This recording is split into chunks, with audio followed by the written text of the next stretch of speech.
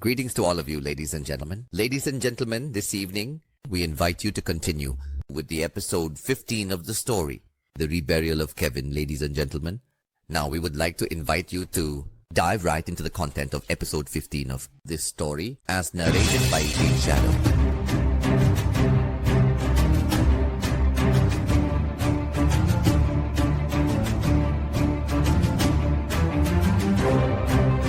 The remaining one agreed with his accomplice's idea. They left him lying there, unconscious and delirious, without a single piece of clothing on his body, then rushed into the rain to escape. When I woke up, it was still raining.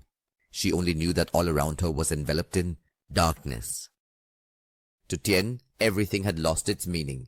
The poor girl writhed in a little pain. After being raped and tortured, tears streamed down her face uncontrollably. Tiên bowed her head, crying in humiliation and seething with rage, both physically and mentally. She put her clothes back on, her four-part dress. Tiên took from the kitchen a rope that her mother had once used to carry goods. Dragging the rope behind her, she trudged from the kitchen up to the main house. In the pouring rain, her body soaked, Tiên set up a ladder, slung the rope over a ceiling beam to end her life. A life of utter humiliation and pain, as if seeking liberation. The ladder toppled over. Tiên lifted her foot, slipped her head into the noose. Mrs. Dow woke up at the break of dawn.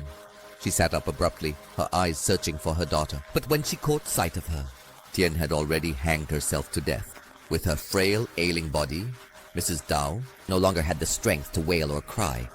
She crawled off the bed to floor. Slowly, she dragged herself toward where Tiên was hanging, lifting her tear-filled eyes on the lifeless body of her daughter. Mrs. Dow could only manage to cry out one sentence. Heavens above, why is my family suffering like this? Then Mrs. Dow collapsed face down onto the floor and passed away. The entire Dow family, all three members, from the eldest to the youngest, had indeed perished, leaving no one behind.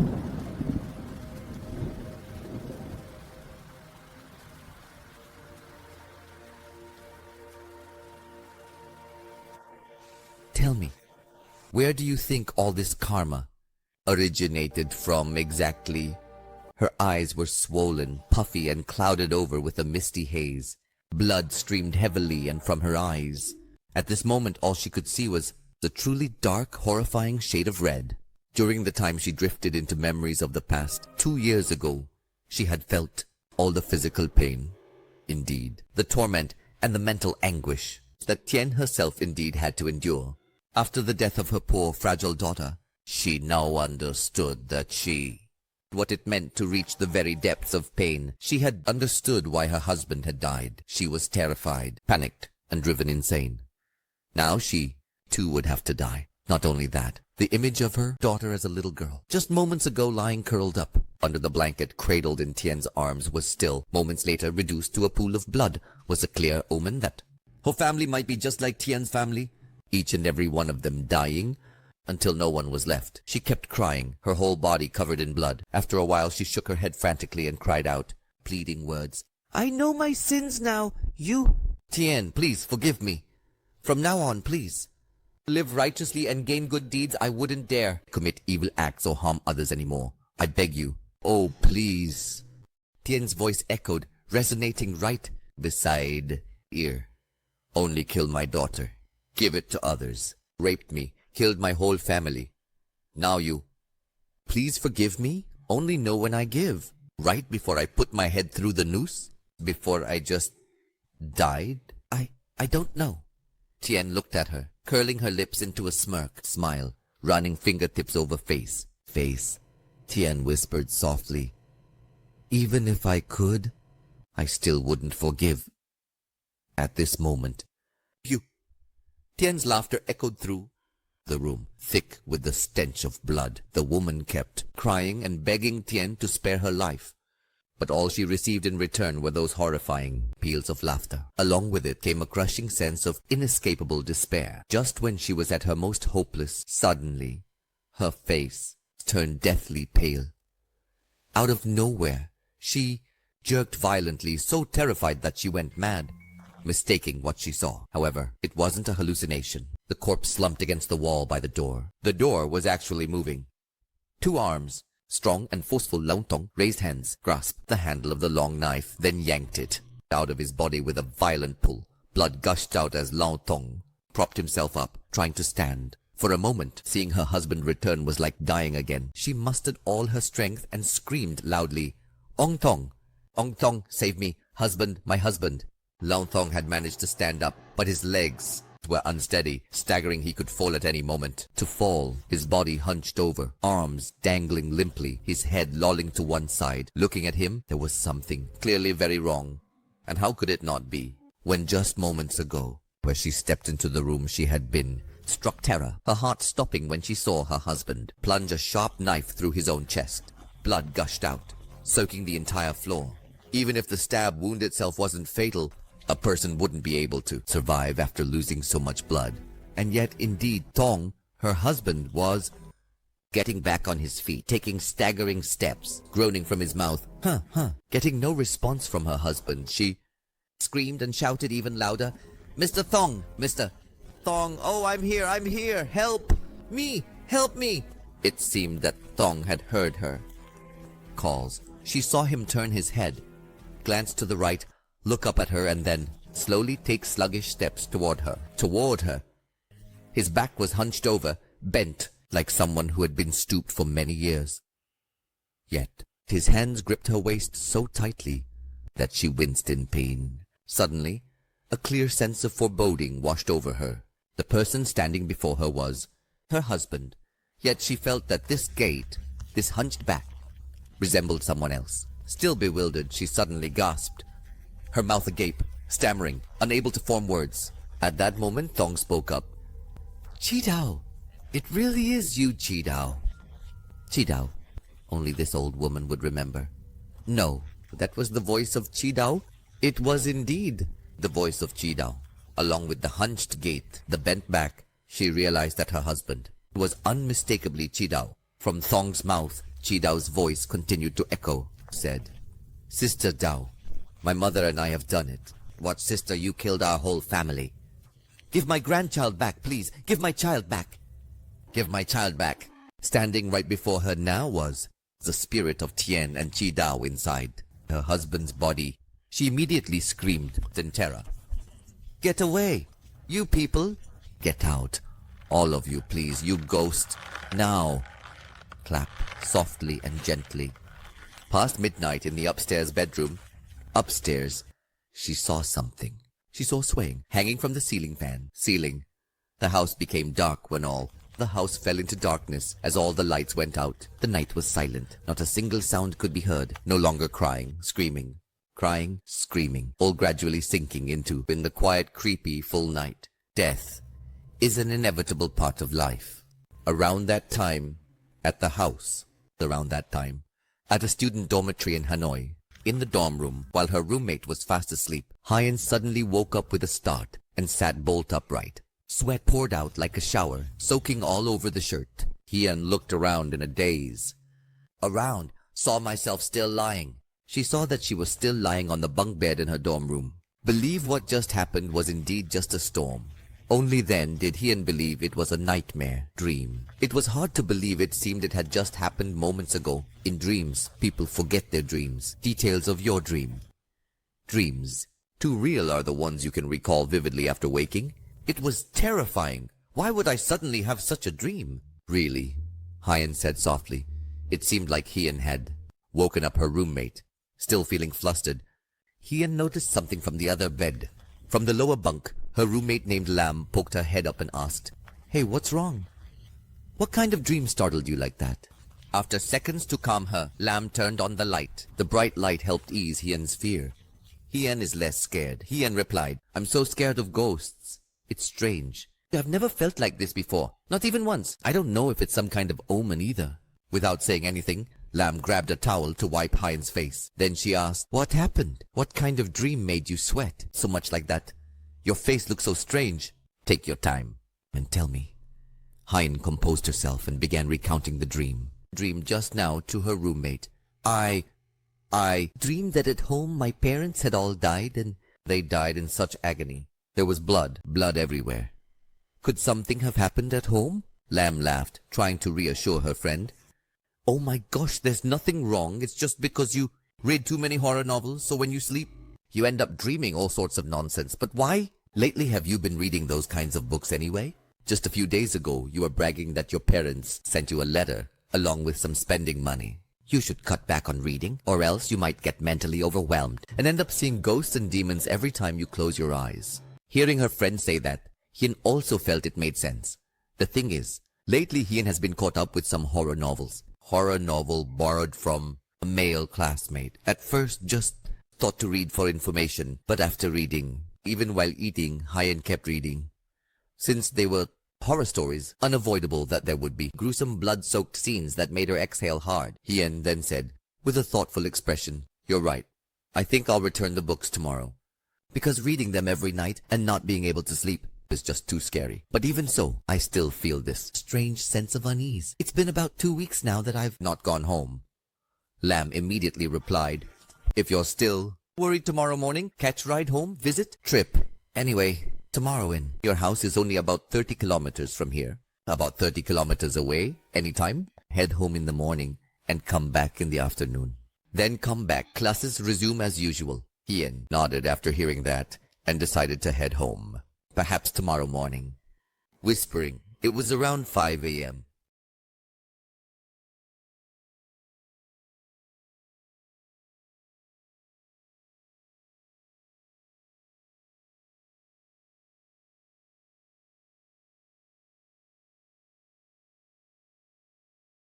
Thuận stretched, woke up, raised both hands in front of him, and turned them over and over. Considering the whole day yesterday, Thuận had been working until 6 p.m. before he got home. Morning, he left early and come home late at night, so he didn't know any of the news going around the village. Thuận only remembered the night before. He had fallen asleep and forgot to pick up the shaman. This morning, Thuận hurried off to work at the brick factory. All day long he was full with dread, thinking he was about to die. But from the moment he arrived until the end of his shift, did the shaman stop by to return the bike to Baka? Seeing the man was home, he handed the bike to Bang Hong. Thuận then hurried straight home. Overwhelmed with thoughts, Thuận had no appetite and didn't dare to sleep, afraid if he did, he might never wake up again. He just tossed and turned on the bed. Thuận fell asleep unaware. Not good. But then I woke up. Thuận found himself still alive. The crowing of a rooster woke Thuận up. Stepping down from the bed, Thuận exclaimed, "I'm still alive! That damn fortune teller! He tricked me!"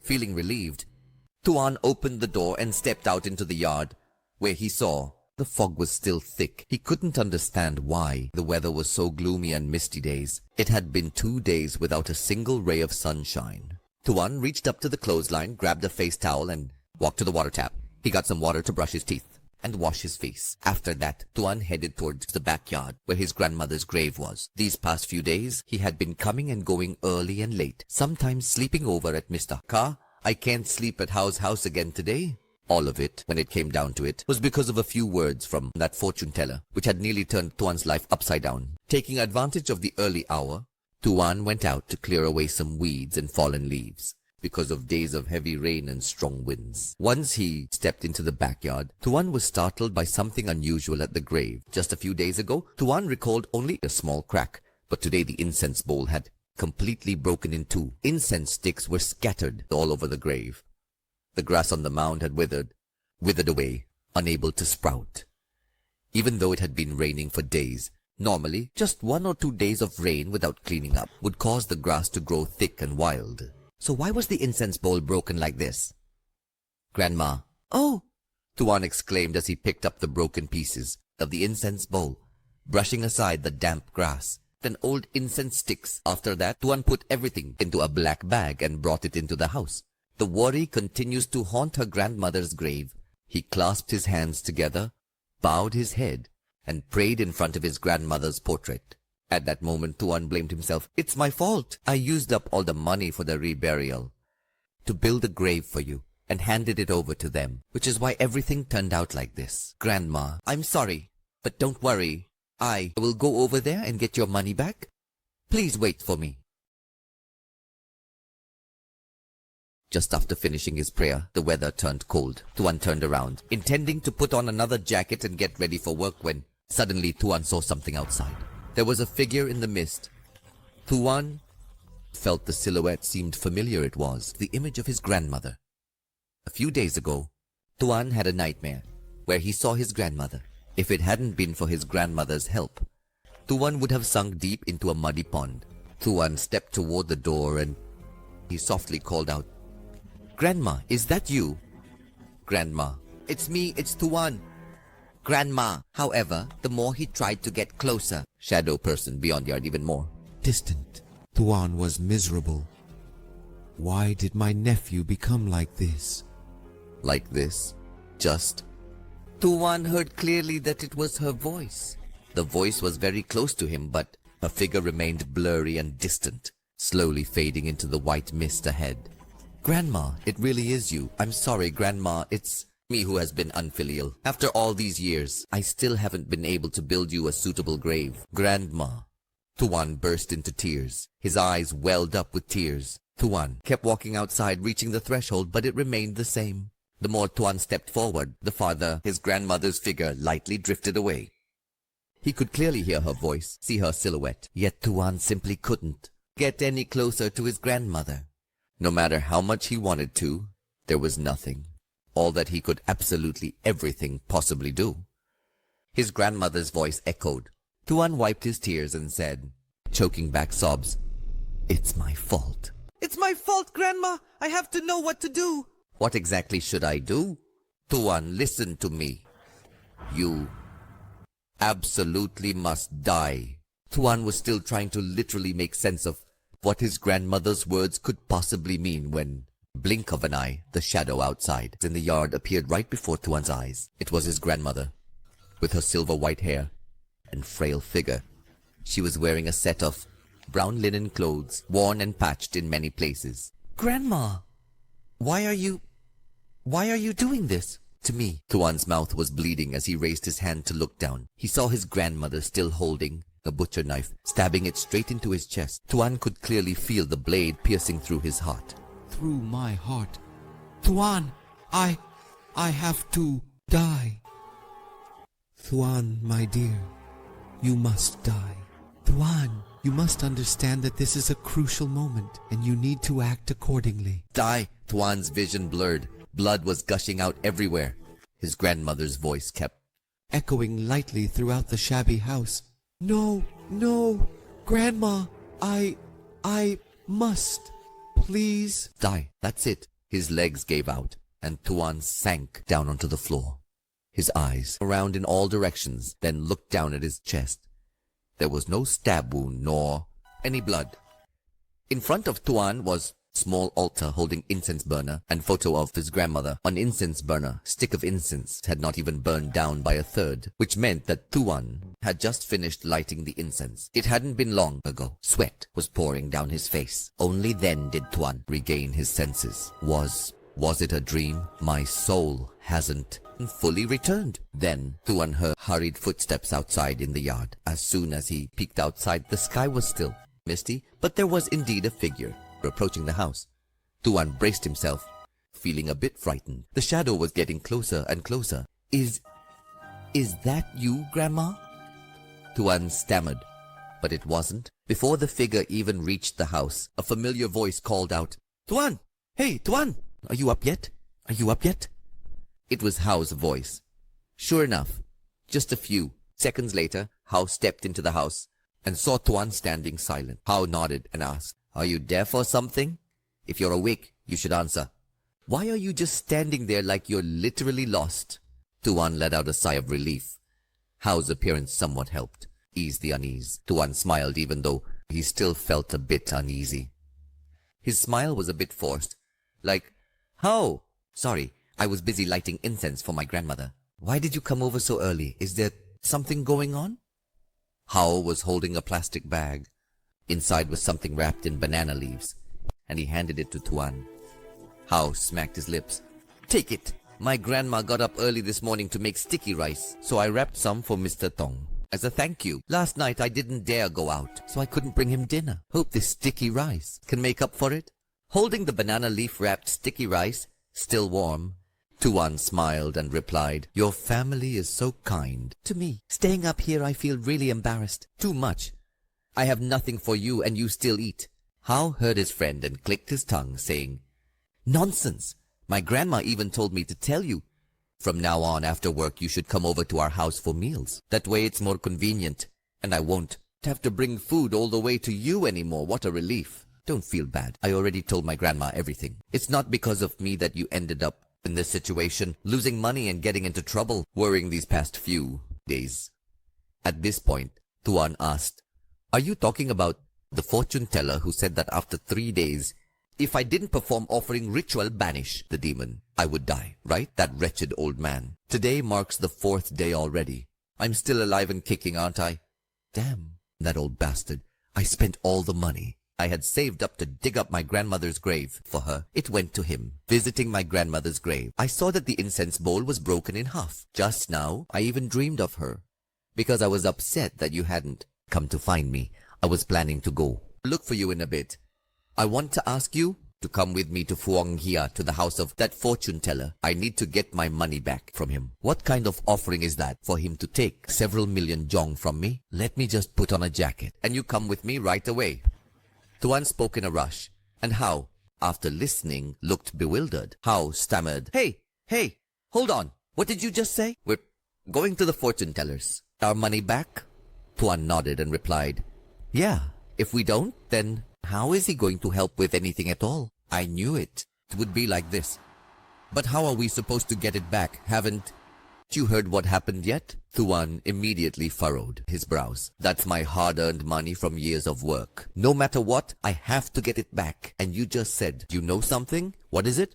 Hao immediately replied, "Damn it, I thought you already knew. So you've been talking past each other. Keep talking chicken. She talks duck. That money is not." Tuan asked again, "Why can't we get it back?" Hao immediately replied, "Because the old fortune teller, he passed away. He died this morning. Yesterday morning, he died out by the cemetery." "Oh, are you going to go to? Are you seriously thinking of collecting money from the dead?" Tuan chuckled, still holding the shirt in his hands. In his hand, Tuan hadn't had time to change into his work clothes. When he heard Hao say the fortune teller had died, Tuan froze and spun around. Tuan asked slowly, "Cobble, what did you just say? The fortune teller is dead. Is that true?" Hao nodded, confirming once again, "That's right. Indeed, he's dead. This morning, Bakka, the village chief, went with the police to the cemetery and discovered that he had been dead there for some time. At first, they didn't know who it was. Not until around noon, that they were to confirm it was the fortune teller from Phuong Hia village. According to what Bakka said, when they found the fortune teller's body, all around him were many gold coins. Even now, no one knows why he ended up wandering into the village cemetery, Phuong Hia, and lost his life. Could it be that he came over to make offerings to you?" Tuan stammered, Right. So that night he come over, but I fell asleep. The fortune teller is dead, huh?" Hao frowned and asked, "How do you know about this?" Tuan pulled Hao into a hidden corner inside the house and whispered, "Since things have come to this point, I'll tell you.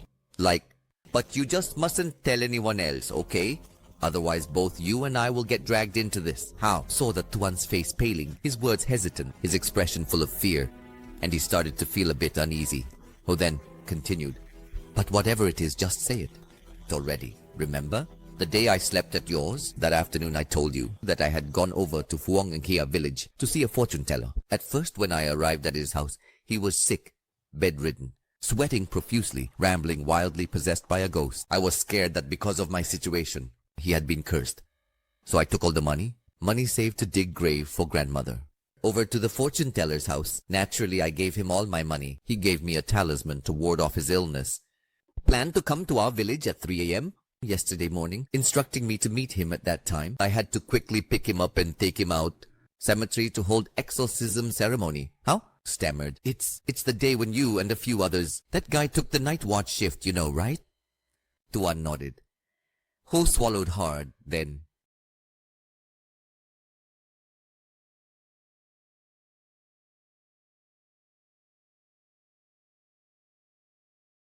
did you go? What about the fortune teller?" Thuận shook his head. No, that day I overslept.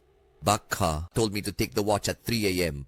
I also planned to go then, killing 2 birds with 1 stone. Even carefully set an alarm for 2 a.m.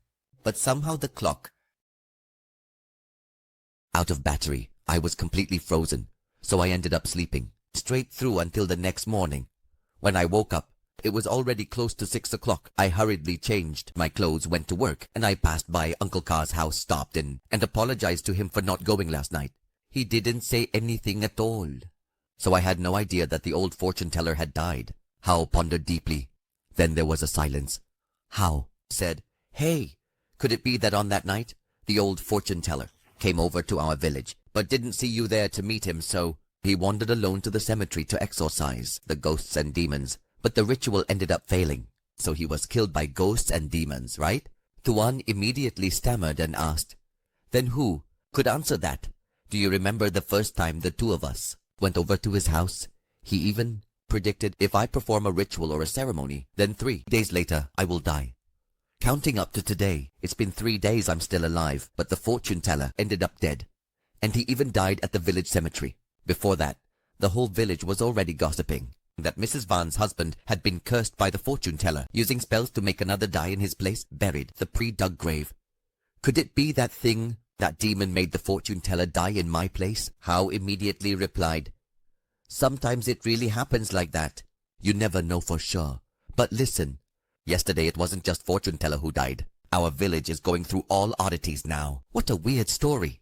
That guy Chuyen, he hanged himself in Mr. Ney's house. Lan went insane and stabbed Miss Tin in the stomach. Luckily, Miss Tin survived. As for Lan, he ran away, and no one knows where he is now. At Mrs. Van's house, 2 people also died. Mr. Toy recovered and looked healthy, but then suddenly dropped dead too. Old C also passed away. Ever since the day Newt died, when they held the funeral, ground beneath the grave started swelling up, and ever since then in our neighborhood, deaths have been happening one after another. One after another, like a production line, damn it. Honestly, you never know when your turn might come.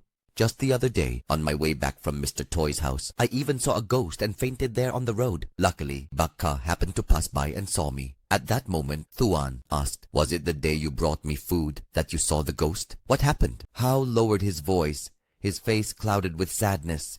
Hao let out a sigh. "No, just no. I saw the ghost of Tram, man. Tram was wearing the exact same clothes from that day, completely soaked from head to toe, standing when people pulled her body out of the well. Tram was sitting on the back seat of my bicycle. It seemed like she had returned to reproach me, to seek revenge, because that day I was the one who caused Tram's death. In the past, Thuận didn't believe in ghosts, but ever since he saw with his own eyes the spirit of old man Nem sitting by the bridge spanning across the canal to the cemetery, Thuận truly believed that ghosts, spirits, souls of the dead were here. Ghost has the soul of the dead. This time Thuận had often dreamed of his grandmother appearing. Clearly, everyone living in Phuong Ninh village could feel that something strange was happening in the village. Thuận softly comforted Hao. "Don't say that. That wasn't your fault. It's your fault. Everyone in this village. No Tram died because of old man Hoi. More than 2. I thought you had already found some peace by now. You were planning to marry Miss Huang from Phuong Ninh. I'm with Phuong Ninh too." Hao laughed, but it was a joyless smile. "Well, that was planned, but after day I saw Tram's ghost, I lost all interest in everything. And it's strange when you think about it. Before, I used to be terrified of ghosts. Yet now, I long to see Tram one more time. Sometimes I even think about dying just to be with Tram down there. Maybe that wouldn't be so bad after all, huh?" Hao, who was usually a jokester, always quick with a laugh, was now speaking only in a tone of weakness and despair. Thuận slapped Hao hard on the shoulder and said, "Let's change the subject. You're seriously freaking me out." "Damn it. Talking to you. I'm about to be late for work. Anyway, we'll talk later. I have to get to work now." As he spoke, Thuận grabbed his work uniform and hurriedly put it on. While Thuận was getting dressed, Hao noticed something on Thuận back, but before he could ask, Thuận had already buttoned up, put on his cap, glanced at his watch, and quickly left the house, firmly shutting the door behind him. Thuận said, "Wait for me at the edge of the village. I'll walk there." After a short distance, Hao laughed and replied, "No need to rush. Just finish your sticky rice. I'll wait for you at the brick factory." There's still plenty of time. Oh, and I told my wife I might apply to work at the brick factory. You're working there, ask around for me. See if there's any opening. Once I'm done, the two of us can work together for fun. I have a bicycle. I'll give you a ride to your destination. In a hurry, Thuan pushed while Hao pedaled. As he ate his sticky rice, Thuan said, I'll ask around and see. Last year they were short on workers. There were jobs. Come join me, but you wouldn't agree. Staying at home, just wandering around, it gets so boring. Working is hard, sure, but it's also fun. Plus, you earn some money. Let me ask Tu and Lan, see if they are hiring.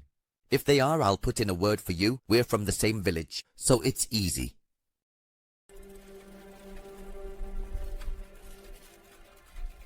At 6 a.m., the sky was still misty with dew. Two figures, Thuan and his companion, rode together on a Thongnhat bicycle, leaving the village and heading to the brick factory over in Puangjam village. When they arrived, Thuan got off the bike, about to head in to start work, but for some reason, he hesitated and turned back, gripped the bicycle handlebars.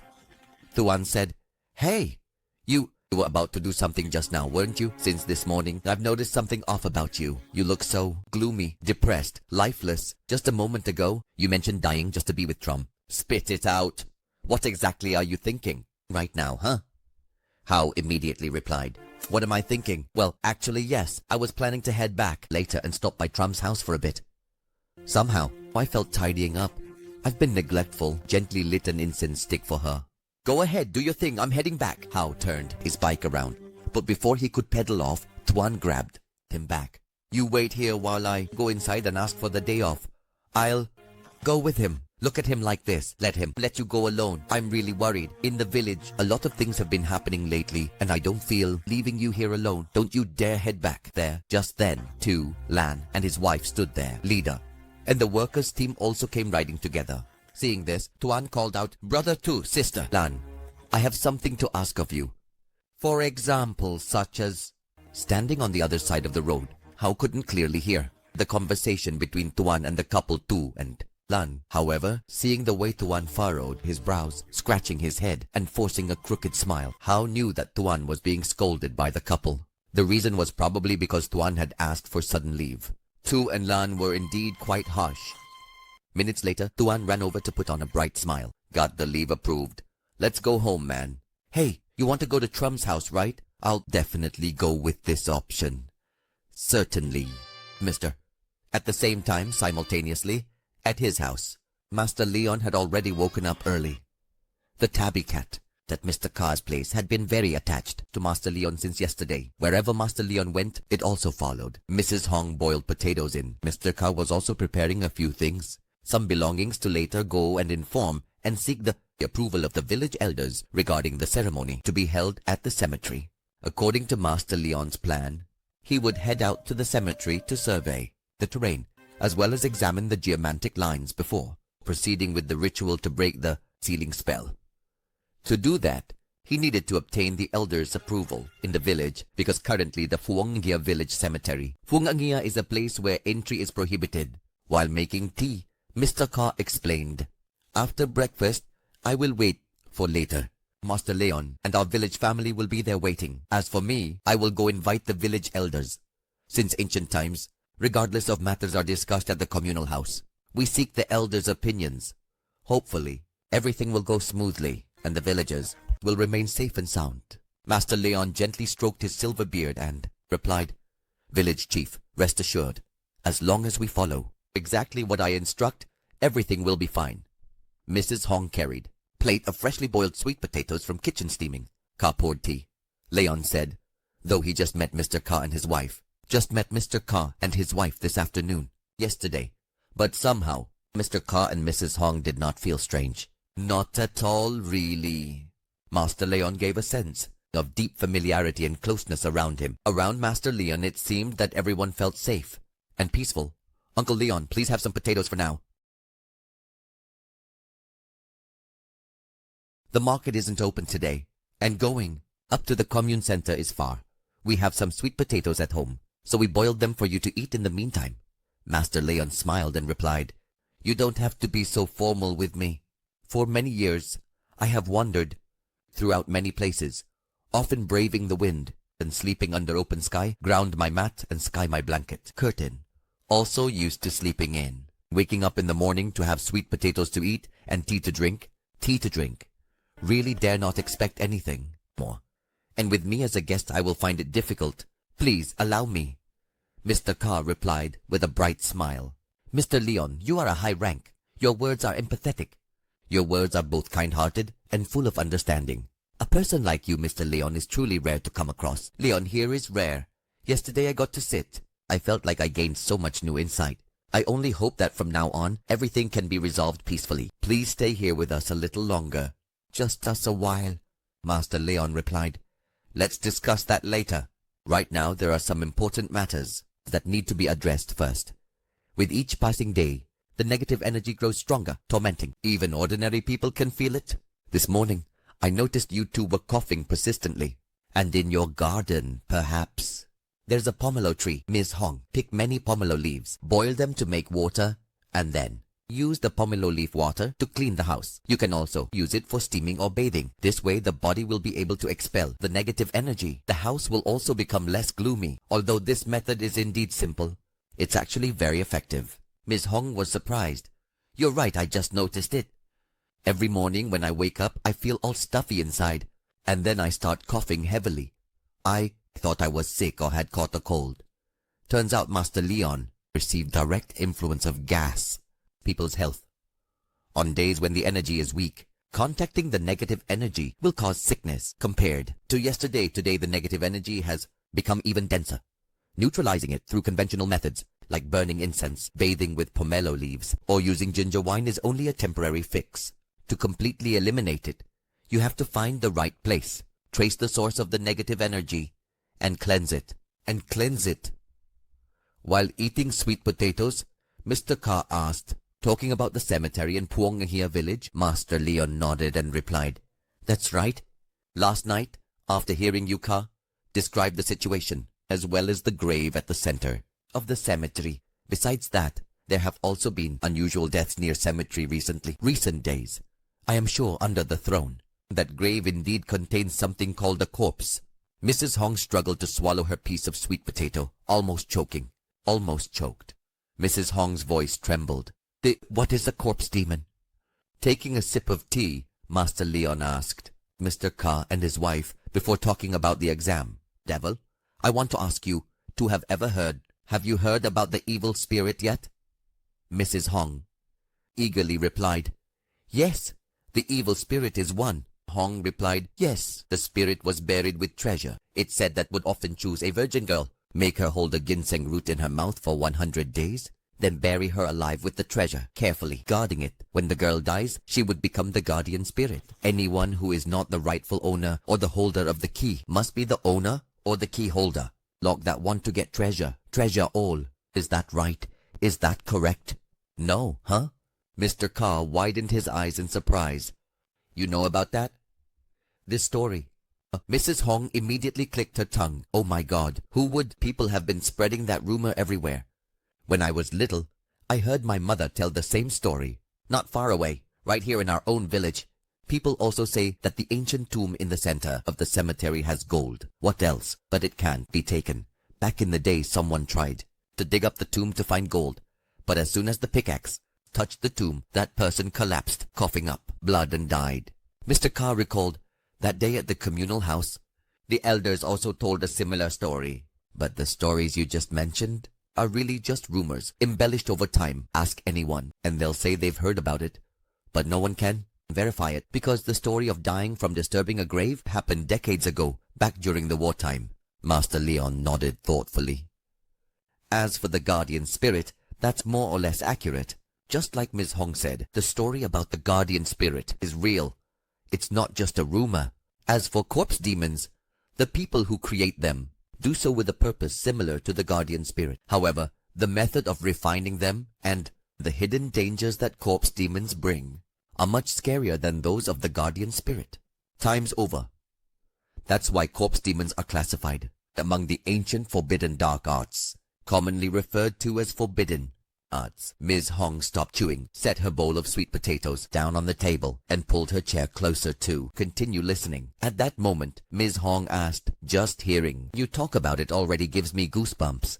When I was little, I used to hear my grandmother tell ghost stories. Thinking back scares me. So just how dangerous are these corpse demons, Uncle Leon? Please tell us. Seeing that it was still early, Master Leon also wanted to explain a bit about corpse demons to Mr. and Mrs. Ka. That way they would know how to prepare. And Mr. Ka could also pay extra attention when suggesting to the village elders. Master Leon continued, if guardian spirits only have the duty of watching over treasures, anyone from touching them unless they are the rightful owner.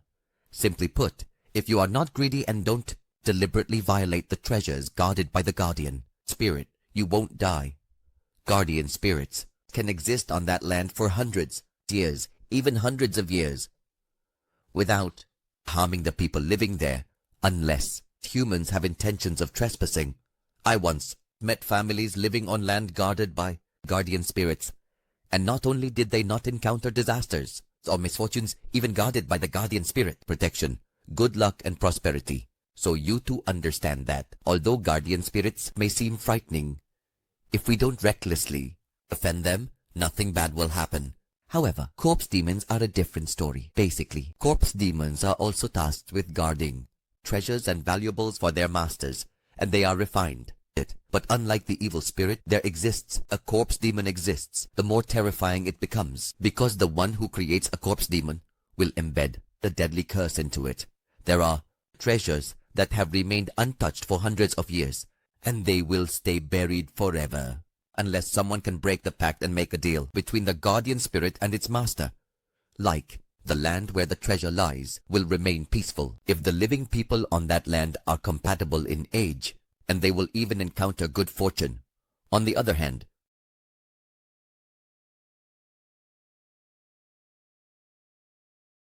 compared to guardian spirits, corpse demons have key difference. This very trait makes them 1,000 times more terrifying than guardian spirits. If the pact or agreement between the corpse demon and its master is not dissolved, then instead of being buried and forgotten, the corpse demon over time will absorb the vital energy and essence of that land, until it rises from the grave to the world of the living, becoming a living demon. Mr. Carr stammered, his mouth trembling. A demon. A living demon. And at that time, its name would be... Master Leon put on a stern face, his eyes narrowing slightly, showing his concern. By then, everyone living in this village will have to die. Do you still remember the story I told you yesterday about Kamtach village? Mr. Kaha nodded. Yes, I remember. The villagers in Kamtach village turned into demons in just 7 days. In the end, it became a dead village. But in the story, you also said the thing turned villagers of Kamtach into demons, was destroyed by a Taoist priest. Uncle Leon, since you understand corpse demons so well, you must also simply know how to destroy it, right? Master Leon nodded and said, destroying corpse demons isn't difficult, but once they become living demons, it becomes even harder. However, the village chief forgot one thing. When that Taoist priest destroyed the corpse demon, the fate of Kamtach village was already sealed, doomed, with no survivors left. To put it simply, corpse demons don't worry me. What truly frightens me is when the villagers turn into corpse demons. At that point, even if I managed to destroy the corpse demons, everyone would already be dead as we know it. Seeing that it was almost 7 a.m., Mr. Ka hurriedly stood up. Master Leon, let's go. I'll drive you and my family over now. After that, we'll invite the village elders, village meeting, and asking for opinions. Master Leon put his backpack on his shoulder and adjusted it, and then left the house together with Mr. Ka. When they reached the gate, Mr. Ka reminded his wife, remember to pick some grapefruit leaves at home and boil them to make water for cleaning the house. He also told Mrs. Hong not to go anywhere. Master Leon smiled gently, reassuring Mr. Ka. Mr. Ka, there's no need to worry too much. This house possesses a strong spiritual intuition. It will know how to protect its owners. Let's go, everyone. Let us go. With Master Leon's words, Mr. Ka suddenly felt much more at ease. He got on his bicycle. Mr. Ka gave Master Leon a ride. The sky wasn't raining, but it was overcast, and the scenery looked bleak. The dirt road had deteriorated, full of potholes and bumps, held water making the road soggy. It was 7 a.m., yet the streets were completely deserted. Mr. Ka and Leon didn't see a soul passing by. It was a stark contrast to how it used to be. At this hour, people would normally head to work to the market, carrying baskets and trays to trade and sell. But now the road was eerily empty, as if the entire village had vanished into thin air. Even the gate of the communal house stood deserted. Master Leon got out of the car, gazing at the ancient yet desolate communal house. Master Leon said the communal house was built on elevated ground with good access and a location that aligns well with feng shui principles. Without even stepping inside, just by looking at the bas-relief on the stone slab placed in front of the gate, you can see the fine work. On one side is a dragon, on the other a phoenix, with the sun and moon intertwined at the center. The person who initiated the construction and building of this place, building this temple, must be a connoisseur of feng shui. Mr. Carr replied, Uncle Leon really has it. Sharp eye. As the old saying goes, that this communal house was built around the year 1900. Up to now, it has been over 100 years. During the war, stray bombs and bullets caused significant damage to the communal house. Inside, the beam's pillars cracked, broke. The tiled roof also deteriorated severely. Over the years, the villagers of Huanggangia have wanted to restore this communal house. But the villagers' lives are still difficult. They don't have enough to eat or warm clothes to wear. As a result, even after saving for a long time, they still haven't gathered enough money. Touching the relief sculpture, Master Leon shook his head.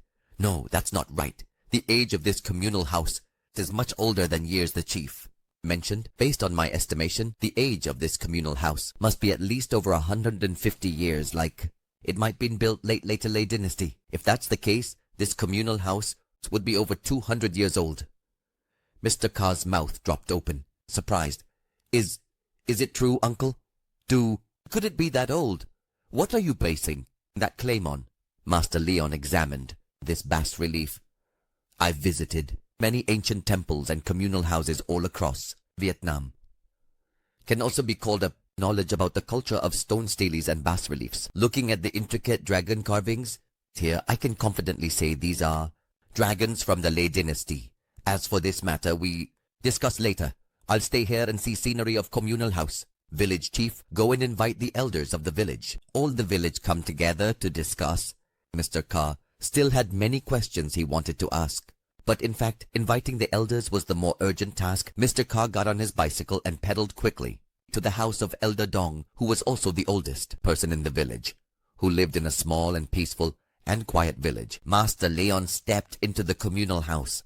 Just as Master Leon had predicted, based on the structure of the building and the arrangement of the pillars throughout the main hall, Master Leon knew for certain that this communal house must have been built at least during the later Lei dynasty. I understand now. Huanggangia has always been a place with fertile soil, where the earth's energy converges. One must have a deep understanding of feng shui, choose exactly the location of Kumon and Thotin to build the communal house. A land formation that brings prosperity, wealth, and abundance, prosperity and well-being for the villagers. In fact, Huanggangia was never truly poor, and there were even times when this place was extremely prosperous. Unfortunately, this sacred land was sealed and suppressed by evildoers. Corpse demon sorcery is indeed a forbidden art, originating from China. Once again, I must act for the village chief, ensure justice, dispel disaster caused by the Chinese. It is truly utterly ashamed of my actions. Sitting on the porch at the entrance of the communal house. About 15 minutes later, Mr. Carr returned. Walking with Mr. Carr were several elders from the village, along with Elder Dong, the oldest person in the village. In his hand, he held a cane, but his steps were still quick and nimble. At that moment, Elder Dong said, Who is the divine being who dares to claim I was wrong about this house? I must find out everything. Elder Dong added, I heard from Mr. Carr that they are undoubtedly relatives of his family. Just visiting. Relatives or not, talking nonsense absolutely won't fly with us. That's right. Mr. Carr chuckled, trying to calm the elders. I already explained to you earlier. My family member was just making a guess. That's all.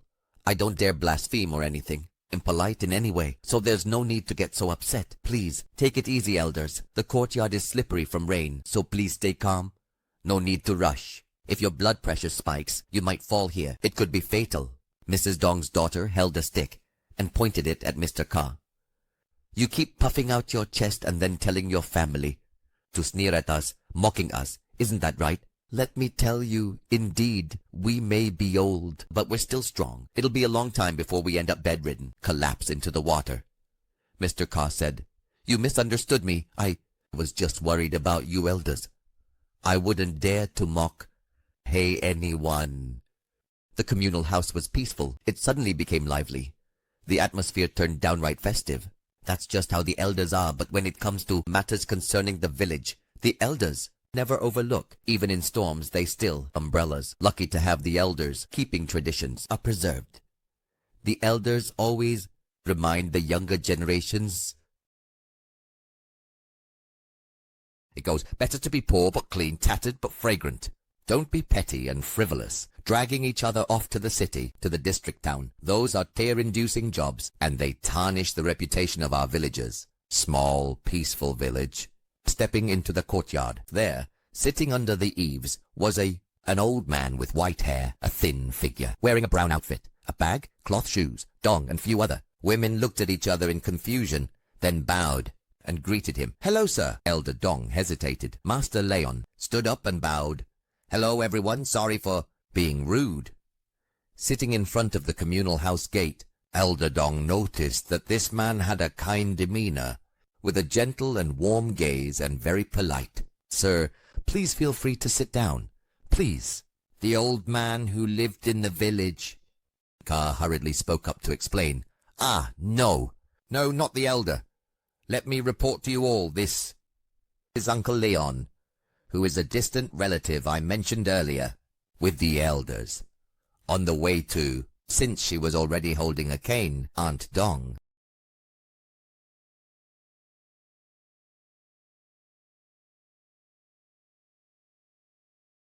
immediately smacked Carr on the butt. She glared hard. You liar. Anyone would think he's a fake just by looking at him. His hair is completely white, just like mine. And you dare address him like that? You need punishment. A few more whacks for you right now. Seeing that, Mr. Carr quickly. Next! Oh my God, which one dares to be rude? His hair and beard may be white, but actually, this uncle is only 60 years old this year, compared.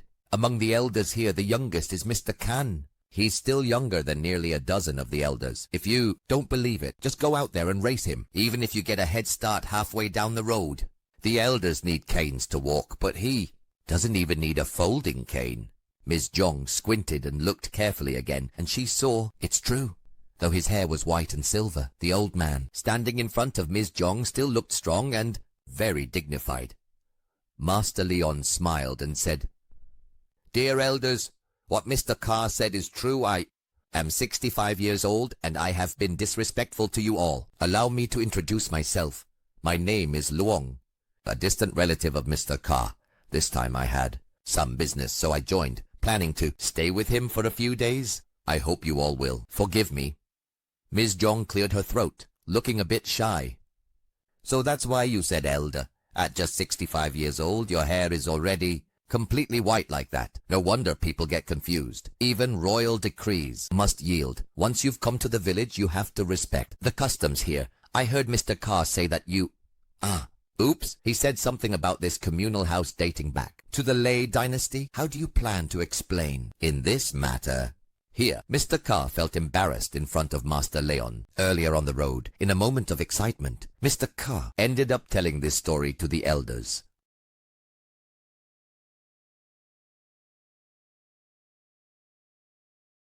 He exaggerated it, and doing so was no different from suggesting the elders were wrong, gaining a reputation promoted above the elders. They didn't know when house built. How could that be? So while they were walking slowly, the elders suddenly quickened their pace like they were missing meal. In a flash, they had arrived at the communal house. Brother Luong, I apologize. Mr. Carr spoke gently with... Master Leon maintained a calm expression. Teacher, Luong respectfully addressed the elders. Yes, this matter is not wrong at all. I can confirm that this communal house was built during the later Le dynasty. At the very least, our village's communal house must be at least 200 years old. Of course, claims must be backed by evidence. I will point out a few details to prove this. Please, elders, follow me. Mr. Carr, stepped forward beside Master Leon. Then he whispered, "Is it really true, Mr. Luong? If you say something wrong, our whole plan will be ruined. We might even get kicked out by the elders." Master Leon smiled calmly. "Then," he replied, "don't worry. This is a great opportunity. This will make the elders trust me more. Lead the elders back to the front gate of the communal house. There should be a large stone with a carved relief of dragons and phoenixes paying homage to the sun and moon. Don't keep the elders waiting too long." At this moment, Master Leon told the elders, "Take a look at the dragon carved on this granite stone. Literally, this is a dragon from the Lei dynasty." Ms. Jong bent down, leaned, and looked closely at the dragon carved on large stone at communal house gate. After Elder clicked his tongue and said, "It is indeed a dragon, but looking at it, sir, are you sure you're not mistaken? You say this is a dragon from the Lei dynasty, but I don't see any inscription at all. So what are you basing that on?" Ms. Jong also agreed. "That's right. A dragon is a dragon, no matter which era. Same. Never think we... Definitely.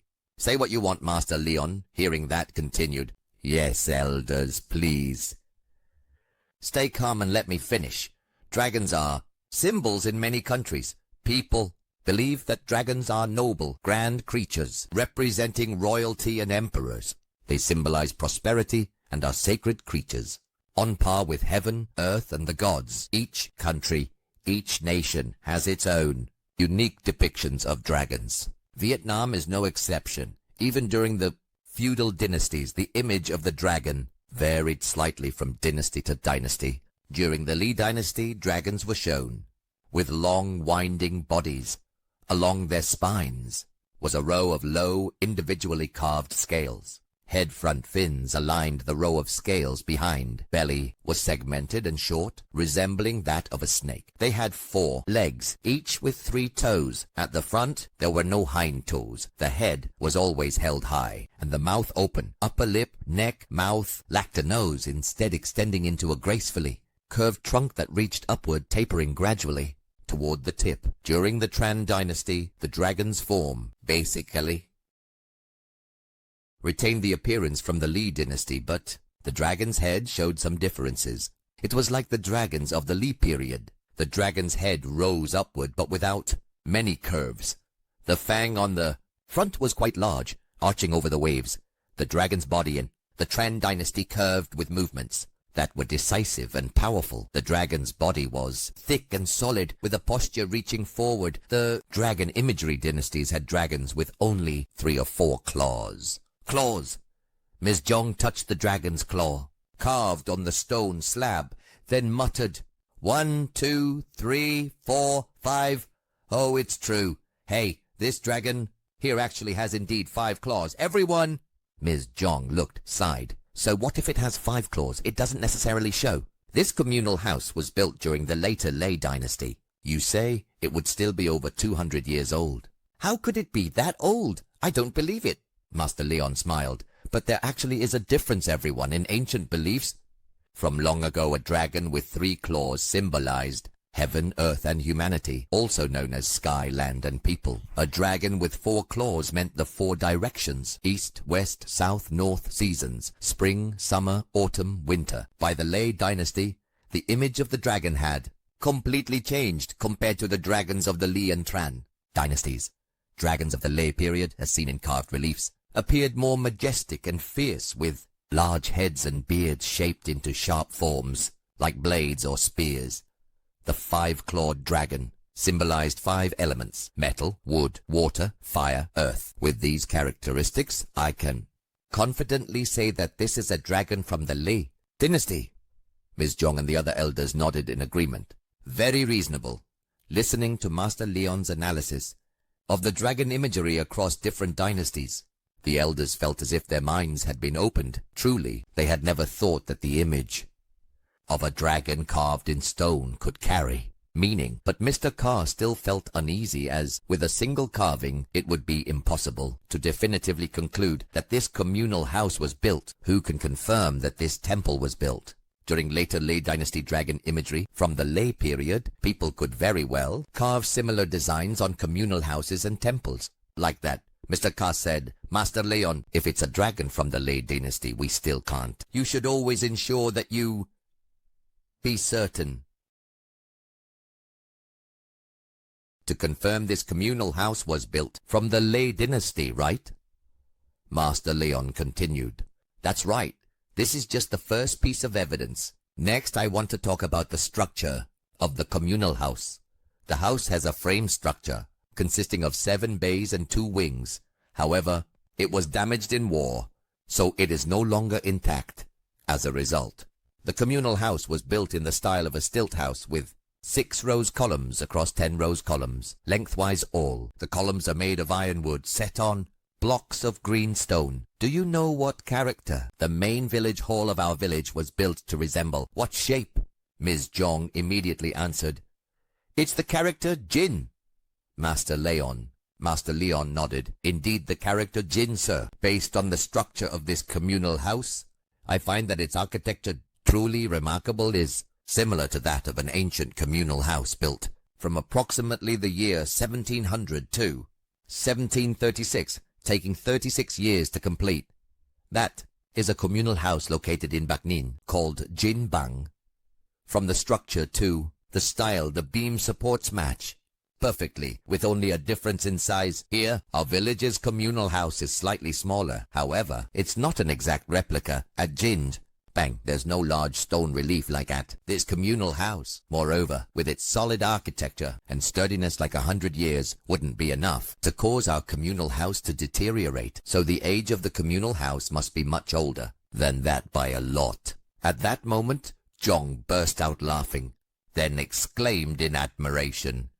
Hearing all this, your family, especially you, Ka, are truly knowledgeable, very well versed in ancient architecture as well as history across different dynasties. It shows that you are someone who has traveled a lot and has broad knowledge. However, a speculation is still just a speculation.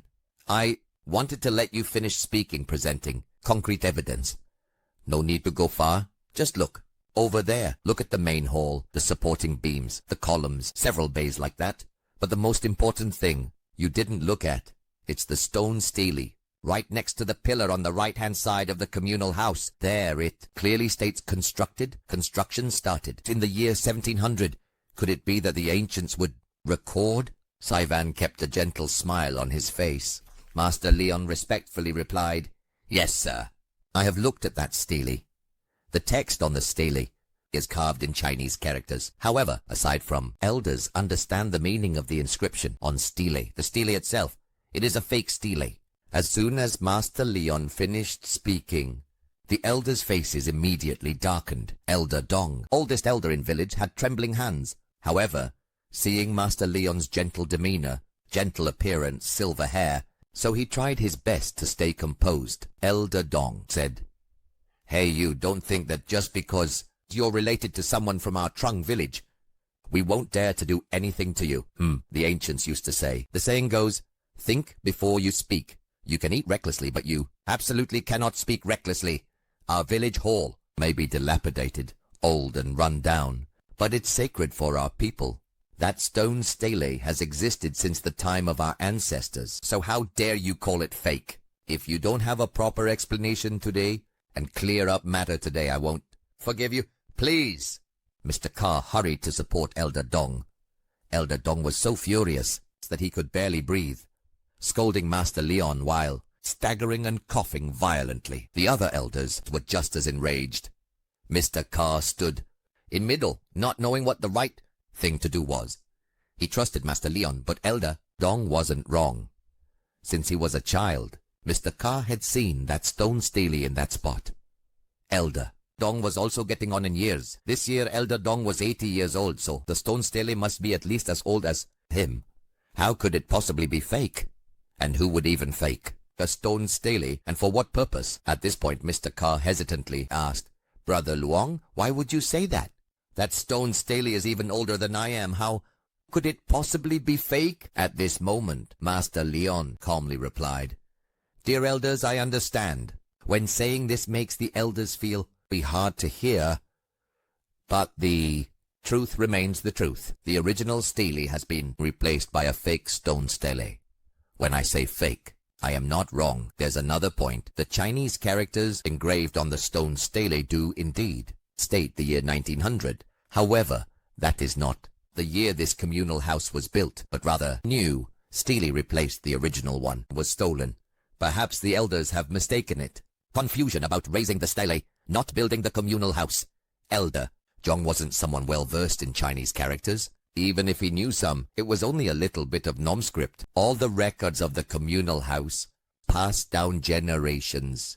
Whatever the elders said, the later generations accepted. After listening to Master Leon's explanation, suddenly the elders began to feel puzzled and started to reflect, realizing that their own understanding was completely mixed up between truth and falsehood. Unable to find direction, Mr. Zhong softly said, "But why is it a stele? Forge a fake stele. It's a stone stele. Who would bother to steal it? Why would anyone take it?" At this moment, Master Leon responded, "The stele that was taken wasn't made of stone, but of black copper. In this communal house, there are the 4 treasures commonly referred to as the 4 sacred artifacts, which are considered invaluable relics. They are the stone relief, the ironwood pillar, iron, black bronze, steel, and finally, the statue. The golden Buddha statue."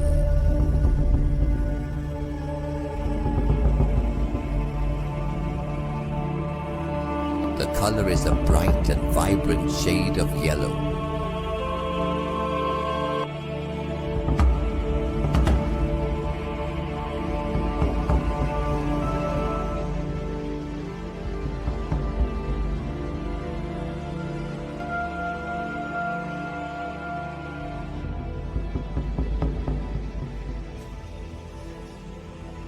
Thank you to our esteemed audience for tuning in.